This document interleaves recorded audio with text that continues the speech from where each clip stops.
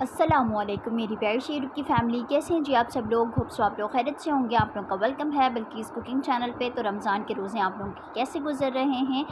अभी तक तो मेरे भी अच्छे गुजर रहे हैं, आगे का कुछ नहीं पता, लेकिन ये है कि अल्हम्दुलिल्लाह रोज़े तो अब तक पूरे ही जा रहे हैं। तो आप लोग भी बताइएगा कि आप लोगों के रोज़े कैसे जा रहे हैं। और रोज़ों में पकोड़े की तलब ना हो ऐसा तो हो ही नहीं सकता। तो मैंने सोचा कि आज आप लोगों के साथ स्पेशल दाल के पकोड़े की रेसिपी शेयर किया जाए और इसको डिटेल में आपको मैं स्टेप बाय स्टेप बताऊं कि ताकि आप अपने घर पे किस तरह से दाल के पकोड़े रेडी कर सकें। ठीक है, यहाँ पर सिलेंडर पे काम हो रहा है क्योंकि हमारी साइड पे बिल्कुल भी गैस जो है वो साथ नहीं दे रही, इसलिए गैस की शॉर्टेज बहुत ज़्यादा है। तो सिलेंडर पे ये बन रही है, तो आपको थोड़ा सा ऑकवर्ड लग रहा होगा।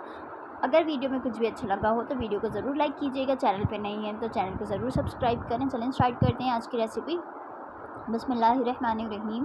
यहाँ पर मैंने लिया है खिचड़ी के दाल। खिचड़ी के दाल थोड़े से पीले पीले से होते हैं और ये थोड़े से अभी आपको चने के दाल के टाइप लग रहे होंगे क्योंकि इसको मैंने 1 कप दाल जो है वो रात भर भिगोया था, तो इस वजह से पानी एब्जॉर्ब होने के बाद दाल की शक्ल जो है वो कुछ इस तरह से हो गई है। अब यहाँ पर मैं इसमें सॉल्ट ऐड करूँगी। ग्राइंड जग में मैंने तमाम दाल डाल दिए हैं। अगर आप कोई सा भी मशीन यूज़ करना चाहते हैं तो आप कर सकते हैं। मैं यहाँ ग्राइंड जग में दाल को जो है वो ब्लेंड करने वाली हूँ। यहाँ पर 1 टीस्पून से थोड़ा सा कम मैं इसमें सॉल्ट ऐड करूँगी। ये सारी चीज़ें आप अपने टेस्ट के अकॉर्डिंग कम या ज़्यादा कर सकते हैं क्योंकि मसालों का टेस्ट जो है वो इंसान अपने अकॉर्डिंग जो है वो एडजस्ट करता है। 1 टीस्पून यहाँ पर रेड चिली पाउडर है। उसके बाद ये मैंने डाली है अजवाइन। मैंने यहाँ पे 2 पिंच के करीब अजवाइन का यूज़ किया है क्योंकि अजवाइन से जो है वो पेट में जो दर्द वगैरह होते हैं ना, रमज़ान के दौरान गैस उठती है, तो वो सारी चीज़ें नहीं होंगी। यहाँ से 4 से 5 हरी मिर्चें मैंने इसमें ऐड की हैं और 2 चुटकी इसमें मैं खाने वाला सोडा ऐड करूँगी। ठीक है, ये सारी चीज़ें आपने डाल देनी हैं और 1 कप मैं इसमें पानी ऐड करूँगी। 1 कप बिल्कुल पानी आपने इसमें ऐड करना है। सही है। अब उसके बाद मैं इससे अच्छी तरह से जो है वो ग्राइंड करूँगी।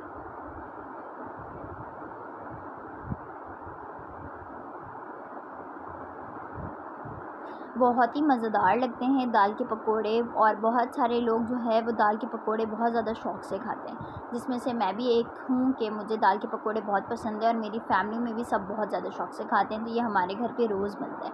आप लोग बताइएगा कि आप लोगों के घर पे दाल के पकोड़े कौन ज़्यादा शौक़ से खाता है और रोज़ बनते हैं या नहीं। और स्पेशली इस दाल के पकोड़े सबसे ज़्यादा मज़ेदार लगते हैं। अगर आप मूँग मसूर की दाल भी इस्तेमाल करना चाहते हो तो कर सकते हैं, मैं आपको उससे भी पकोड़े बनाना सिखाऊँगी।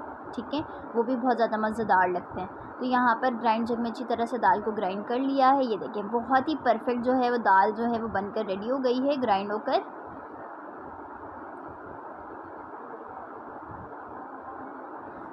और अब इसमें एडिशन चीज़ें यूज़ करेंगे जो जो हमें ज़रूरत है। सबसे पहले ग्रीन मसाले में आ जाते हैं धनिया और पुदीना।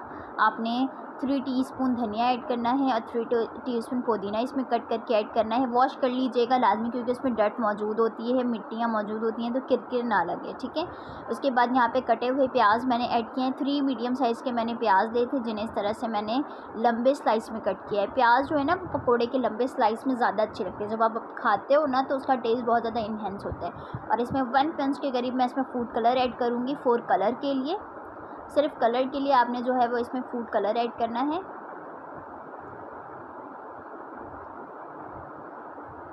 ये देखें, अब बारी आती है इसे फ्राई करने की। तो यहाँ पर जो है वो ऑयल को सबसे पहले आपने बहुत गर्म होने देना है और ऑयल जो है वो थोड़ा सा आपने ज़्यादा रखना है। ऐसा नहीं है कि बिल्कुल थोड़े से ऑयल में आप जो है वो पकोड़े तल रहे, नहीं, इससे ना बहुत ऑयल में जो वो पकोड़े में जो है ना वो ऑयल बहुत ज़्यादा एब्जॉर्ब होता है। तो आपने क्या करना है, थोड़े से ज़्यादा ऑयल रखने हैं बिल्कुल फ्राई पैन पे, ताकि पकोड़े उसमें जब गर्म हों और उसमें आप पकोड़े को डालें तो वो डूबे हुए लगें। ठीक है, तो इससे ना ऑयल कम तेल में और अच्छा जो है वो आपका पकोड़े जो है वो फ्राई हो जाएगा।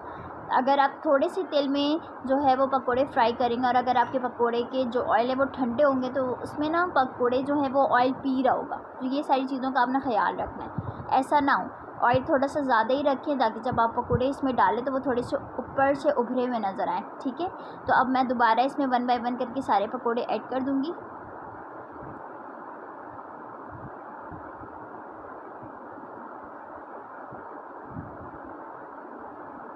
ये देखें,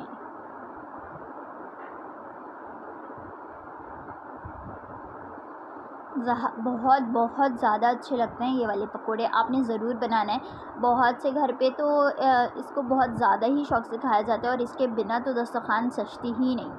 तो आपने भी इसे ज़रूर ट्राई करना है। वैसे हर इंसान का जो है वो कुकिंग का स्टाइल डिफरेंट होता है, तो मैं आपको यही सजेस्ट करूँगी कि मेरे स्टाइल में ज़रूर ये पकोड़े रेडी कीजिएगा, बहुत अच्छे लगते हैं।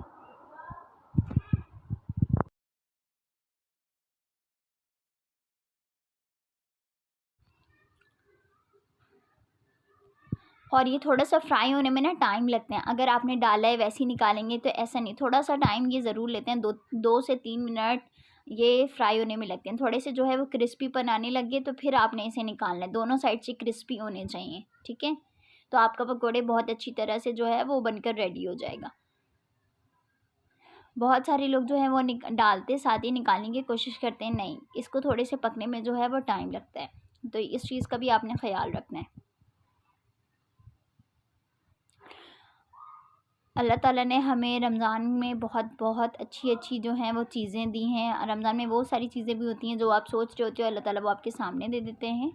अल्लाह ताला के बहुत सारे मुआज़ात जो हैं वो रोज़ाना हो रहे होते हैं। अगर आपका कुछ खाने का दिल करता है या फिर कोई अभी आपके पास कोई वसीला नहीं है, कुछ भी नहीं है, लेकिन ये है कि ना अल्लाह ताला वो सारी चीज़ें किसी ना किसी ज़रिए से ना आपके पास ज़रूर भेज देते हैं। आपकी शॉपिंग पूरी होती है, जो आप सोचते हो वो मिलता है। तो बस अल्लाह ताला से खूब सारी दुआएँ करें, अल्लाह ताला की नेमतों का शुक्र अदा करें। बहुत सारी नेमतें अल्लाह ताला ने हमें दी हैं, तो हमें अल्लाह ताला की बहुत नेमतों का शुक्र अदा करना चाहिए और अल्लाह ताला के लिए ही हमें लोगों को बहुत ज़्यादा तक़सीम करना चाहिए। रोज़ाना जो है वो किसी न किसी घर में इफ्तारी ज़रूर भेजें, जिससे जो है वो आपके रिज़्क़ में हमेशा पूरे साल बरकत हो। और ऐसे रमज़ान में नहीं, हमें ऐसे भी भेजना चाहिए हमें। तो बस आज का व्लॉग यहीं एंड करते हैं। होप सो व्लॉग अच्छा लगा, अपना ख़्याल रखिएगा।